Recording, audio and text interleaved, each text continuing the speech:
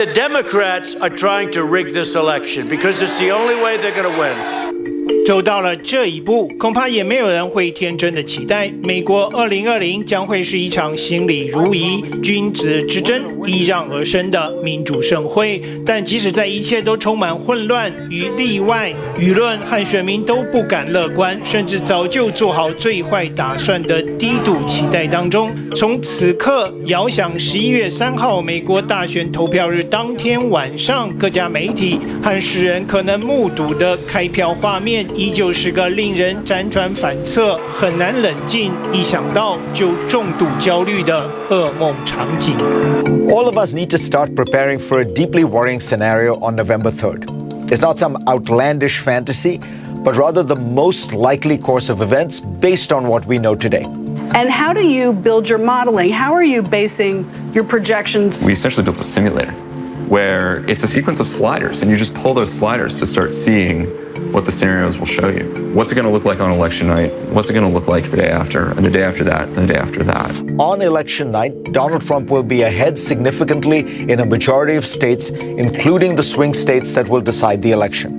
Then over the next few days, mail-in ballots will be counted, and the numbers could shift in Joe Biden's favor.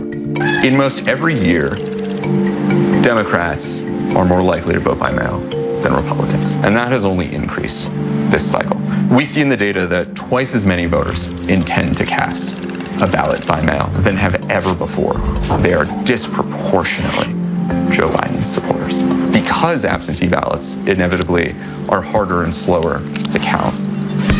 We are going to find ourselves that when you have those prototypical cable news talking head moments of saying, well, you know, here's what we're seeing and this is what it looks like. It's going to show Donald Trump in the lead in a lot of key places on election night when in-person reporting has occurred. If just 15% of mail-in ballots are counted on election night, Trump would appear to have 408 electoral votes compared to Biden's 130. But 4 days later, assuming 75% of mail-in ballots are counted, the lead would flip to Biden, and once all ballots are counted, Biden would have 334 electoral votes to Trump's 204.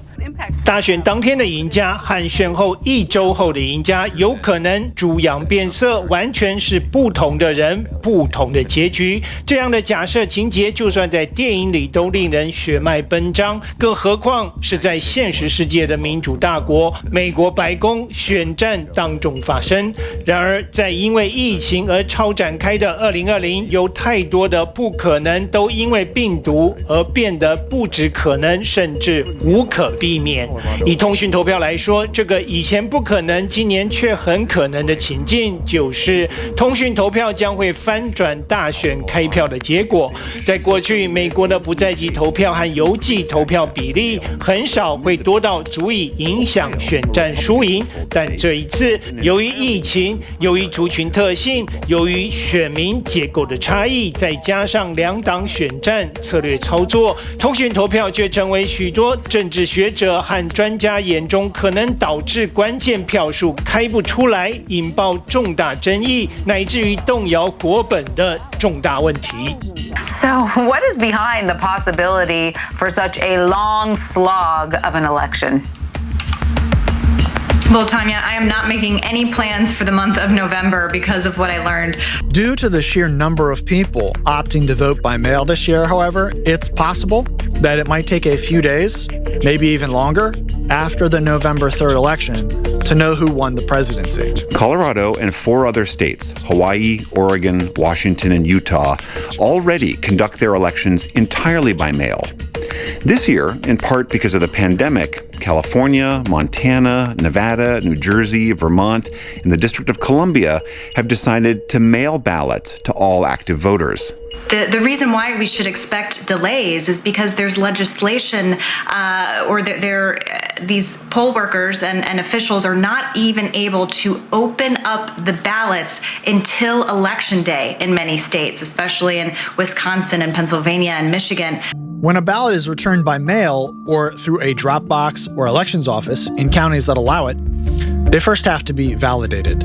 In many states, that's done through a signature match. Basically, an election official looks at the signature on the ballot and then cross-references it with one that they have on file. This is a key part of actually making sure that cheating doesn't happen. And they also make sure that all of the required fields are filled in correctly. In some states, if there's a dispute, the person who cast the ballot is supposed to be given a chance to fix the mistake. That process, which is known as curing, takes time. The United States does not have one central election commission that runs elections for the entire country.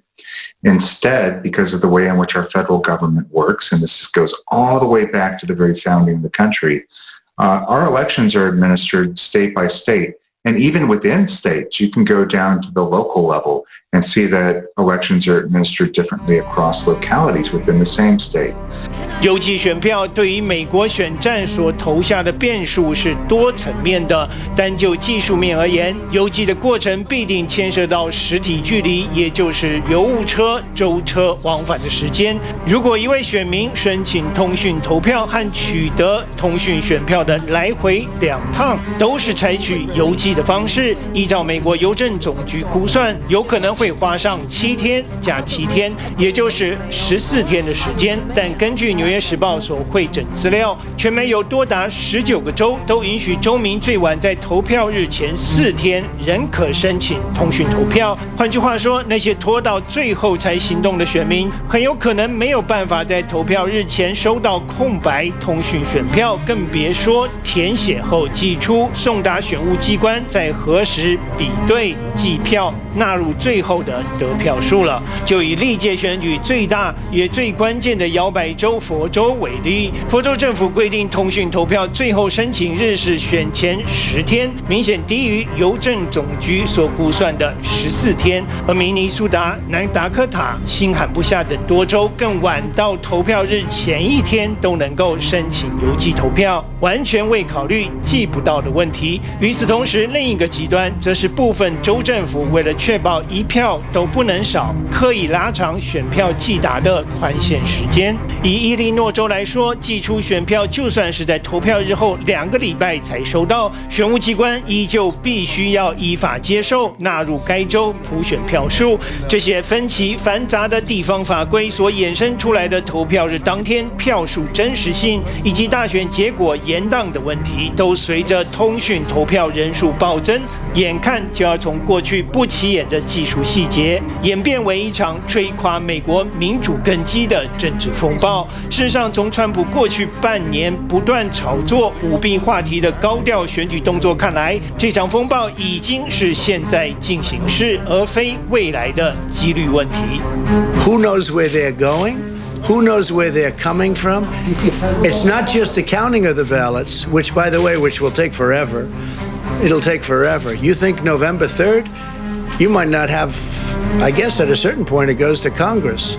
The Trump team, who's quite intelligent and sees what's coming, and so we have the president messaging through tweets, through what he said at his rallies and speeches, this notion of any change from that result on election night, he is signaling they will say means fraud. Is there a way out of this national nightmare? Well, two powerful forces could ensure that America, already tarnished by its handling of COVID-19, does not also end up the poster child for dysfunctional democracy around the world. The first is the media. We have to abandon the notion of election night and prepare the public for election month. The second and decisive force will be John Roberts. If this type of scenario unfolds, it will end up in court. Ordinarily, this would not get to the Supreme Court. The Constitution is crystal clear that it is the states and the states alone that get to determine their electors. But the Supreme Court abandoned its restraint in 2000 with Bush v. Gore. That means a disputed election could quickly move up to the Supreme Court again, where Roberts will be pivotal as both Chief Justice and the swing vote. 作为政治制度，民主的内涵不仅仅是一人一票、全民参政。判断民主国家的关键门槛，更重要的是政权能否无痛转移、和平交接。自诩为民主标杆的美国，能不能在建国200多年后的今年，再一次跨越这一道门槛，很讽刺，也很沉重的成了举世注目的焦点。